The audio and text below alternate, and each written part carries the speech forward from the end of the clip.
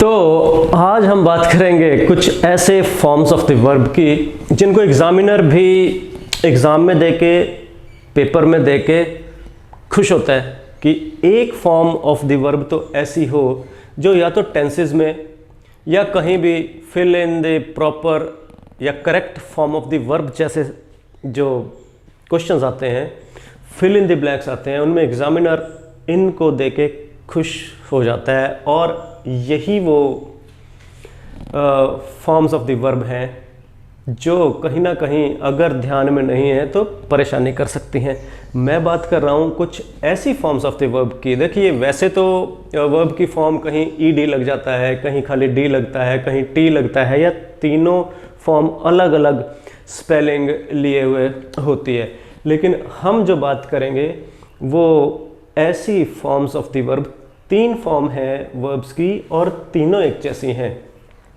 इनको याद रखना बहुत ज़रूरी है, काम बिल्कुल आसान हो जाएगा क्योंकि सोचने की ज़रूरत नहीं पड़ेगी कि हेड के साथ थर्ड फॉर्म आती है तो वो थर्ड फॉर्म कौन सी है। ऐसा कुछ सोचने की ज़रूरत नहीं है। सिर्फ ये जो मैं बताने वाला हूँ ये कुछ ऐसी वर्ब्स हैं और इनकी तीनों फॉर्म ऐसी हैं जो बिल्कुल एक जैसी हैं। अब वो कौन सी हैं एक जैसी और उनका मीनिंग में मैं साथ हिंदी में बताऊंगा।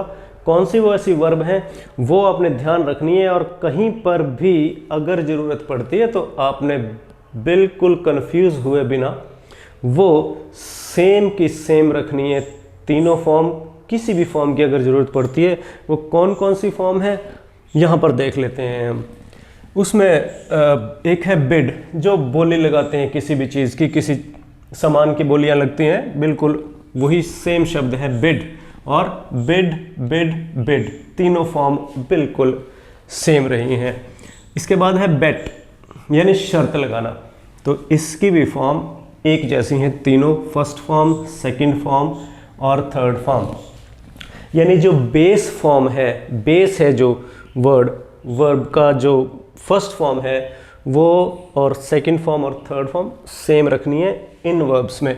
उसके बाद है बर्स्ट, फटना, जैसे बादल का फटना, वही सेम वर्ड है बर्स्ट, बर्स्ट और बर्स्ट सेम रहेगी। फिर है कास्ट, फेंकना, फेंकना, या जैसे समंदर में जहाज का लंगर फेंकते हैं उसको स्टेबल रखने के लिए, या वोट भी कास्ट की जाती है, जो वोट होती है हम वोट डालते हैं इलेक्शन में, ये वही वर्ड है कास्ट।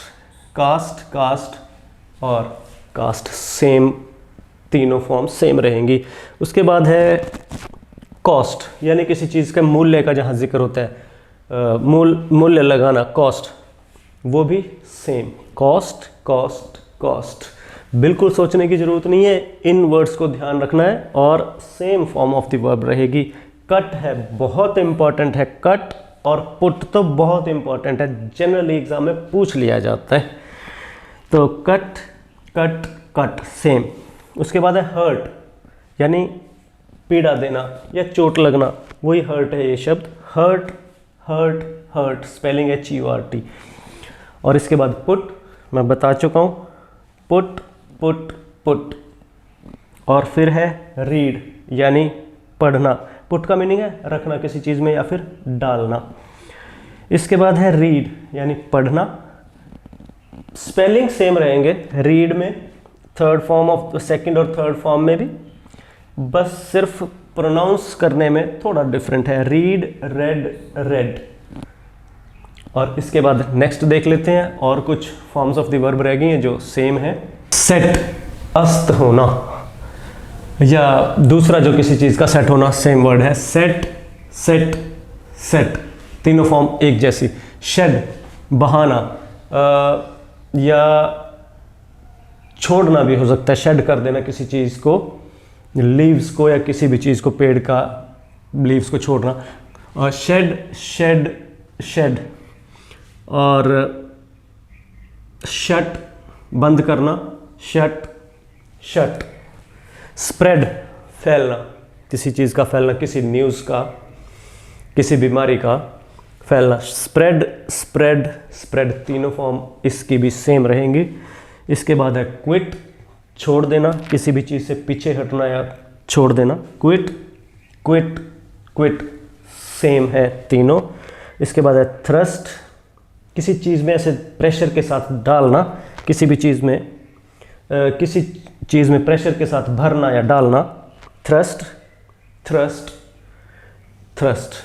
तो ये वो फॉर्म्स ऑफ द वर्ब हैं जो तीनों बिल्कुल सेम रहेंगी और याद करना इनका इसलिए बिल्कुल आसान है। इन वर्ड्स को हम याद रखेंगे और सेम रहेंगी तीनों फॉर्म इनकी।